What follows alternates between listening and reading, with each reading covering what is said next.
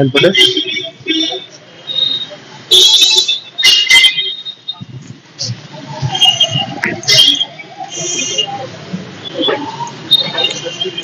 अच्छा, ये help desk है या इसी में जन सुनवाई वाला दोनों एक साथ है? महिला हेल्प डेस्क का ये सर बन रहा है। अच्छा, अभी ये बन रहा है। हेल्प डेस्क कौन देखता है बेटा? इधर है, कहाँ है रजिस्टर, कहाँ है? बोलो, लेटेस्ट दिखाओ बेटा, लास्ट पेज।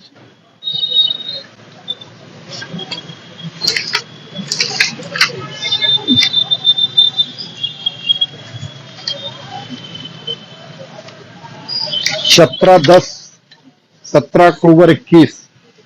इसके बाद कोई आया ही नहीं एप्लीकेशन। ऐसा कैसे हो सकता है? 16/12/21 के बाद 17/10/21 आता है, 17/12/21 आता है। वेद देखो, ये 12 है, 2 लिखे हो। ऐसे 2 लिखा जाता है जो जीरो जैसा हो। कौन लिखा है इसको? आपने लिखा। इसको सही करो, इसको कोई भी 10 ही पढ़ेगा। सही करके लिखो। अच्छा, दूसरे एक पेज में आप इसको 2-2 क्यों लिख रहे हो? वेद, क्या पेज की कमी है हम लोगों के पास? इसमें एक पेज पर आपको एक लिखना है, जिससे जब भी आप फीडबैक लिख सकें, शिकायतकर्ता से फीडबैक लेने के बाद लिखना हो तो पूरा पेज खाली रहे आपका। जरूरत पड़ने पर हो सकता है कि आपको 3 बार तो मिनिमम फीडबैक ही रखिए। 3 बार, एक बार संतुष्ट मान लीजिए बता दिया, 15 दिन बाद फिर पूछे, फिर अगले 15 दिन बाद पूछे।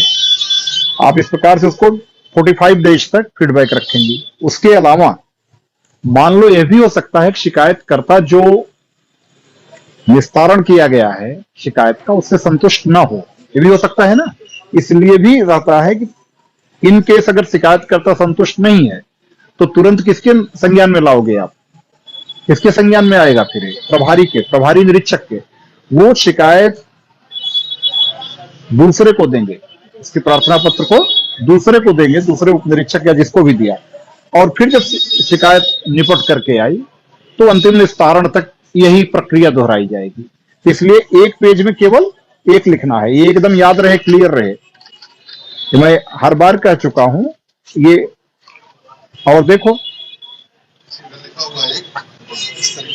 ये ऐसे ही होना चाहिए। ठीक इस पेज पे पूरा एक रहे। अब इसमें फीडबैक कहां लिया है ये बताओ मुझे, कहां है ये?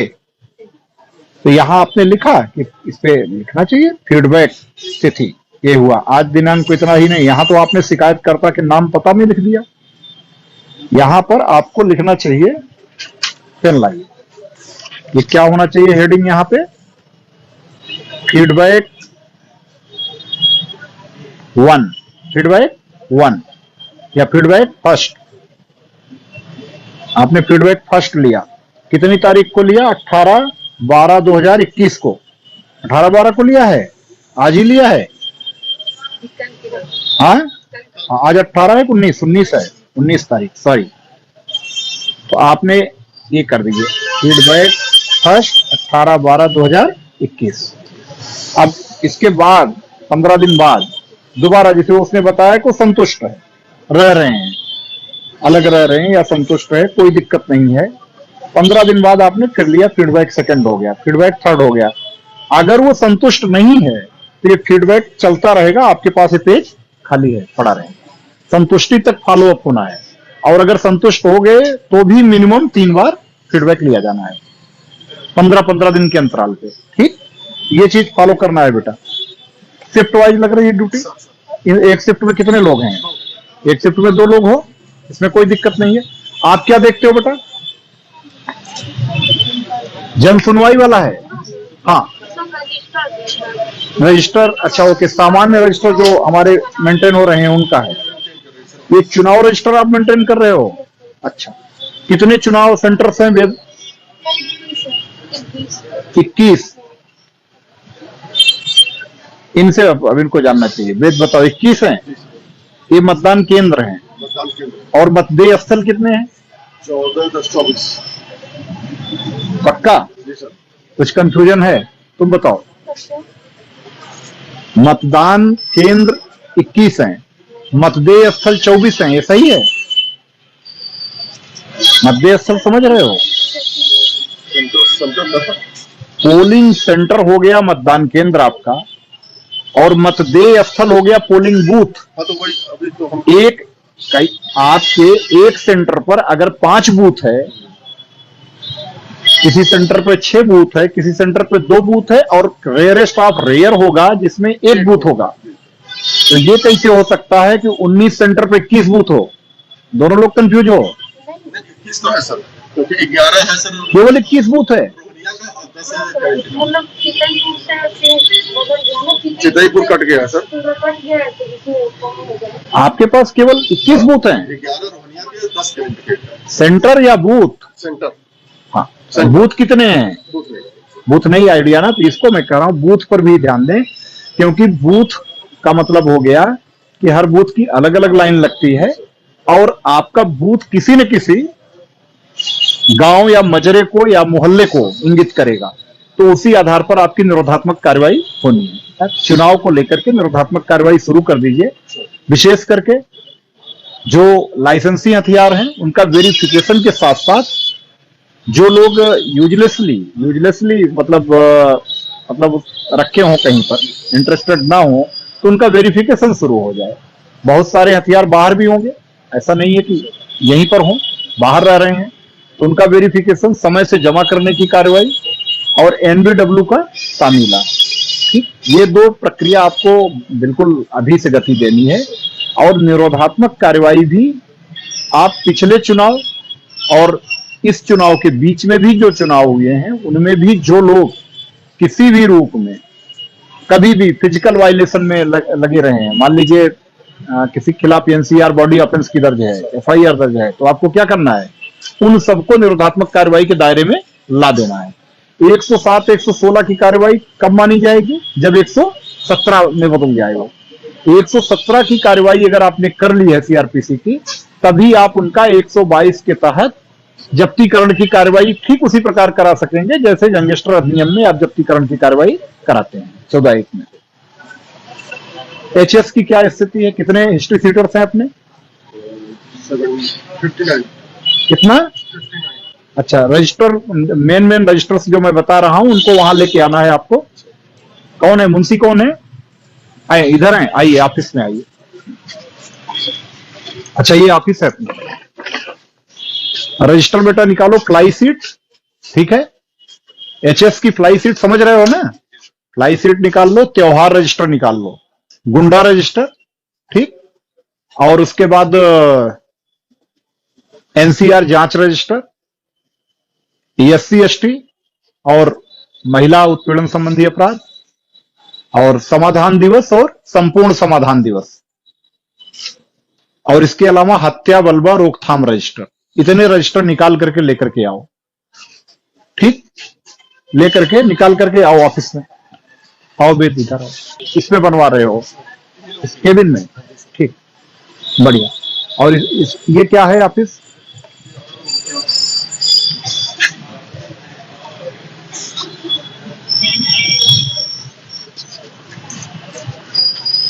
कब तक बन के तैयार हो जाएगा? महिला हेल्थ से नीचे फर्स्ट को करवाना है और लाइटिंग करवाना दिवसाधिकारी कौन है? Day officer? एक तो दिवसाधिकारी और एक रात्रि अधिकारी होते हैं ना, 12-12 घंटे की शिफ्ट वाले। इधर आइए। आप ही हो दिवसाधिकारी? आप ही हो? अच्छा, आप दिवसाधिकारी के रूप में देखो, पहले भी यहां पर एक बार कंप्लेन मिल चुकी थी, वेद आपके आने के पहले की स्थिति मालूम होगा, जो बाद में देहात क्षेत्र में कि कोई व्यक्ति ने शिकायत की थी कि यहां आया और उसकी उस समय गुमशुदगी नहीं लिखी गई थी, बाद में जो इंसिडेंट हुआ था देहात क्षेत्र में। तो जो भी दिवसाधिकारी रहे, रात्रि अधिकारी रहे, आप परफेक्ट जिम्मेदार होंगे। कोई भी शिकायत करता आया तो वो हर हाल में अटेंड किया जाना चाहिए। इंश्योर करिए, अगर वो एफआईआर के लिए आया है तो भी आप तुरंत एफआईआर दर्ज करिए। आवश्यक जहां भय समझ रहे हैं आप, इमीडिएट अपने, अगर यहीं पर उपस्थित हैं प्रभारी, उनसे बताइए। नहीं उपस्थित हैं, फोन से बताइए, या जहां भी आवश्यकता है, जो भी हमारी सेट प्रैक्टिस है बताने की, बताइए। लेकिन हमारी प्रैक्टिस के कारण ये स्थिति कतई ना हो कि वो अनअटेंडेड हो। बात समझ रहे हो ना? अनअटेंडेड नहीं होना चाहिए। उसका जो भी ग्रीवांस है तत्काल देखा जाए, ये निश्चित करना है। रजिस्टर मंगा लो बेन, आते हैं।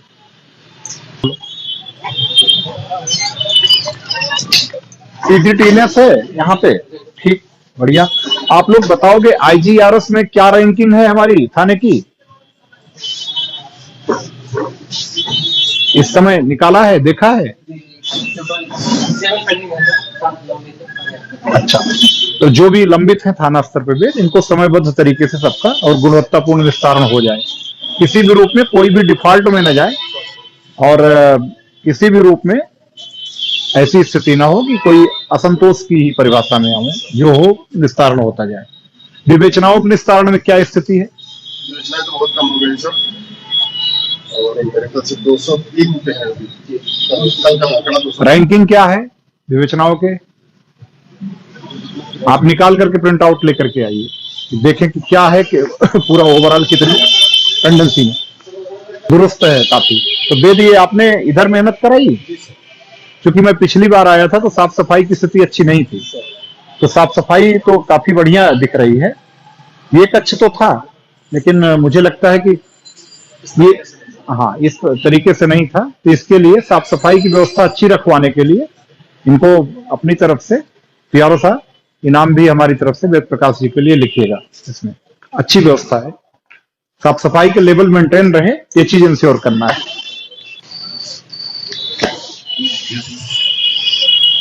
हमारी गाड़ी से पेन उठा लाना, पेन नहीं होगा। हाँ,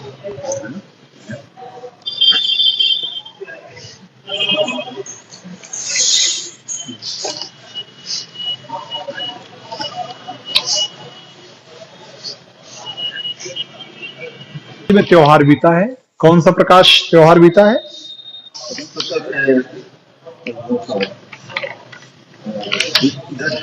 देव दीपावली। देव दीपावली के बाद अब आगामी त्योहार कब से शुरू होंगे? अगले त्योहार आगामी त्योहार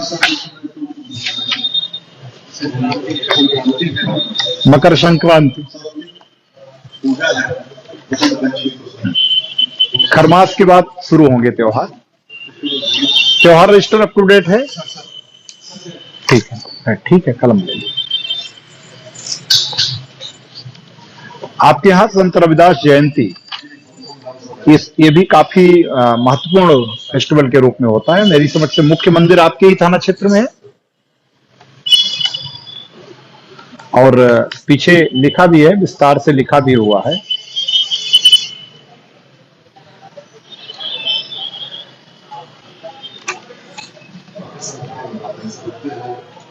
ये इस बार कब पड़ेगा? फरवरी में। तो ठीक है, अब रजिस्टर अप टू डेट है, इसको लेकर के अलर्ट हमेशा से, जो भी पीछे के मतलब प्रविष्टियां हैं उनको पढ़ करके उनसे अनुभव का लाभ जरूर लिया जाए। एनसीआर जांच रजिस्टर,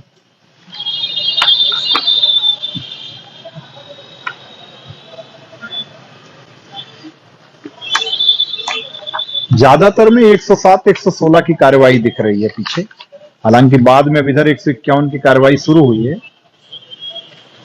ये चीज ध्यान देना है इसमें कि जो 151 की कार्रवाई हो, वेद अनिवार्य रूप से अगर दोनों पक्ष मान लीजिए लड़े हैं, दोनों पक्ष हिंसा में संलिप्त रहे हैं, तो दोनों पर हो। लेकिन अगर एक पक्षीय रूप से किसी ने मारा पीटा है किसी को, तो हमेशा 151 की भी कार्रवाई एक पक्षीय होनी चाहिए, और यही तभी सही न्याय मिल पाता है। अगर 151 की कार्रवाई, मान लो एक व्यक्ति ने किसी व्यक्ति को मारा पीटा और आपने ला करके 151 में दोनों को बंद कर दिया, तो ये मेरी समझ से कहीं ना कहीं से जस्टिस तो भूल जाइए, इनजस्टिस बहुत गलत तरीके से डिलीवर करना हुआ उस व्यक्ति को जो पीड़ित है, क्योंकि वहां पर तो पहले भी पिट चुका और आपने दोषी के साथ उसको भी हवालात में डाल दिया। तो ये स्थिति कतई नहीं होनी चाहिए।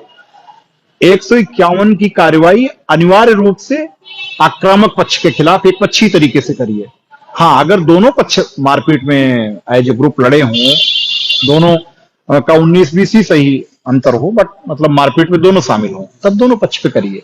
बट मतलब अगर एक पक्षी मारपीट का है तो उसमें एक पक्षी ही 151 की भी कार्रवाई की जाए। अच्छा, साथ ही साथ 107 116 जितने में हुआ है, ये 107 116 का फॉलो अप करें, क्योंकि हम लोग पुलिस कमिश्नरेट सिस्टम में हैं। एसीपी साहब की जो कोर्ट है वहां पर आप इसको पहुंचा करके 117 में शामिल कराएं। 116(3) की प्रक्रिया पूरी करा करके अपने जो जांच अधिकारी हों उनसे 117 का ऑर्डर जरूर कराएं, तभी ये ऑर्डर इफेक्टिव होगा। 107 116 केवल करके छोड़ने से कोई फायदा नहीं है। दूसरे, आप इस समय जिनका भी 117 करा लेंगे वो सारे आपके लिए चुनाव में भी बहुत कारगर रहेंगे। क्यों? क्योंकि 6 माह के लिए आप का ऑर्डर 117 का होता है और तब तक आपका जो चुनावी प्रक्रिया है वो परिपूर्ण हो चुकी होगी। तो यानी कि नेचुरल में जो लोग बॉडी ऑफेंस में शामिल रहे हैं उन्हीं पर आप कार्रवाई ये करेंगे। और जब बॉडी ऑफेंस में शामिल व्यक्ति जब सामान्य अपराधों में शामिल है, सामान्य रूप से किसी से लड़ झगड़ रहा है, तो पूरे चांस ये भी हैं कि वो चुनाव के दौरान भी इस प्रकार की अशांति करने की स्थिति उत्पन्न करना चाहे। तो हम पहले से इस पर नजर रखें।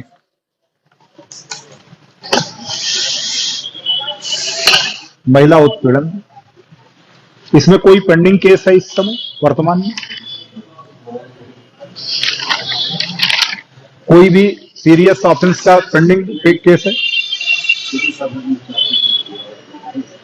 ठीक है, ये सर्वोच्च प्राथमिकता पे है शासन की, डीजीपी साहब की, और इसमें किसी भी रूप में महिलाओं से संबंधित जो भी अपराध कहीं भी कारित है तो समय से उन सब में समयबद्ध तरीके से चार्जशीट हो, गिरफ्तारी की कार्रवाई हो, सब पूरी कर लें। गुंडा रजिस्टर, एसएसआई साहब, कितने प्रकार के गुंडे होते हैं? कितने प्रकार के गुंडे सूचीबद्ध किए गए हैं? आपको है जानकारी? नहीं है? वेद आप बताओ। इसका मतलब आपने भी पढ़ा नहीं है पूरा। 4 प्रकार के ही गुंडे होते हैं। कितने? कौन कौन? राजनैतिक, सांप्रदायिक, छात्र और आपराधिक। कितने? 4 प्रकार के, जिनमें से राजनैतिक स्पष्ट है, छात्र भी स्पष्ट है जो स्टूडेंट्स से रिलेटेड है, सांप्रदायिक भी स्पष्ट है जहां पर कम्युनल हार्मोनी प्रभावित हुई हो। इन तीनों के अलावा जो लोग गुंडा की कैटेगरी में आते हैं उनको किसमें डाला जाता है? आपराधिक में।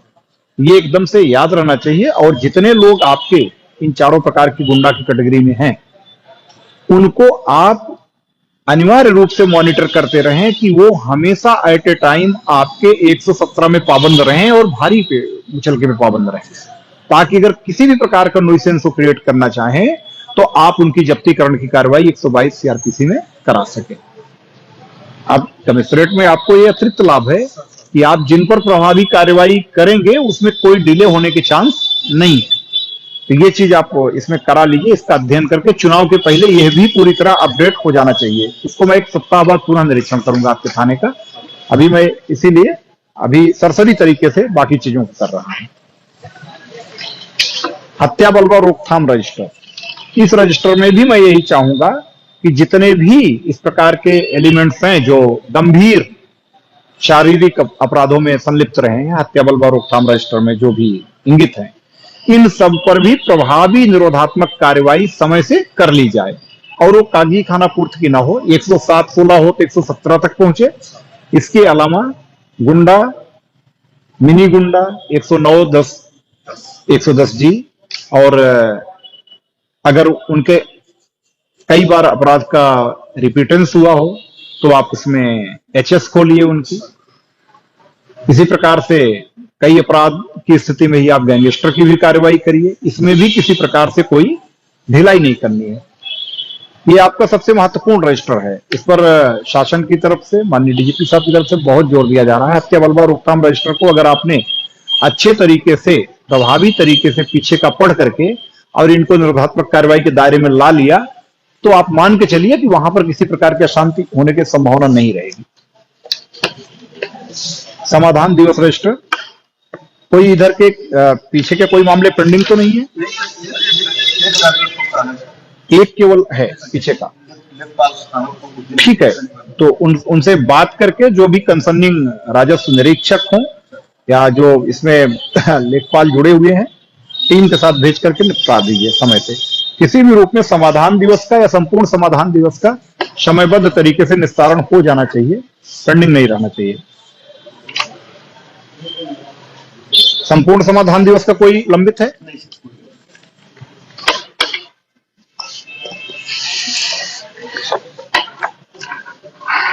ये आपकी एचएस की फ्लाई सीट है।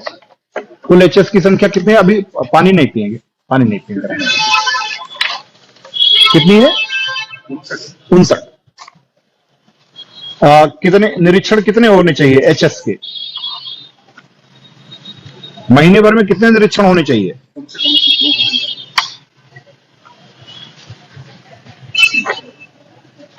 दो होने चाहिए। अच्छा, दिन में या रात में?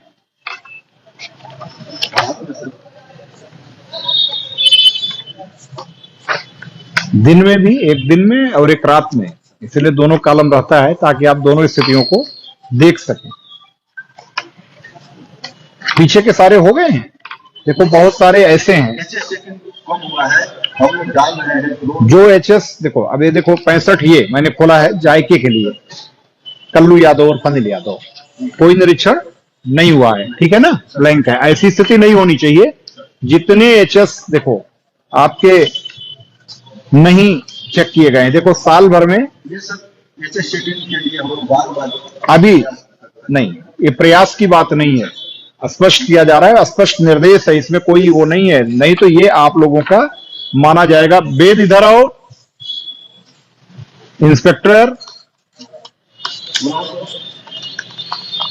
ये बिल्कुल नहीं है, एकदम ब्लैंक है। इधर देखो एचएस का, ये नहीं होना चाहिए। साल का अंत है, ये साल के अंत में एक भी निरीक्षण ना होना शर्मनाक है। ये शो करता है कि कहीं ना कहीं से हमारी जो अपराध एवं अपराधियों के बारे में प्रयास की स्थिति है वो बहुत अच्छी नहीं है।